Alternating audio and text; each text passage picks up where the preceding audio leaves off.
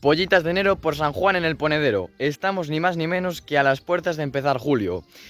Y a las puertas de empezar el verano no, porque ya ha empezado. De hecho, fíjense porque las temperaturas de 35 grados incluso más ya han llegado a España hace unos cuantos días. Pero es verdad que en algunos otros puntos, como por ejemplo en zonas del norte, de hecho concretamente en el Cantábrico, parece que el verano no acaba de entrar, le cuesta entrar. Esta semana vamos a dejar atrás ya el mes de junio, pero todavía vamos a tener mucho que contar esta semana. De hecho, hoy en el artículo de noticias tienen mucha más información porque contamos dónde van a llegar o dónde van a ocurrir las tormentas torrenciales. Sí, has escuchado bien, esta semana, aunque vamos a dejar atrás ya el mes de junio, nos va a traer todavía días frescos, días en los que van a bajar las temperaturas y días en los que podremos vivir tormentas torrenciales.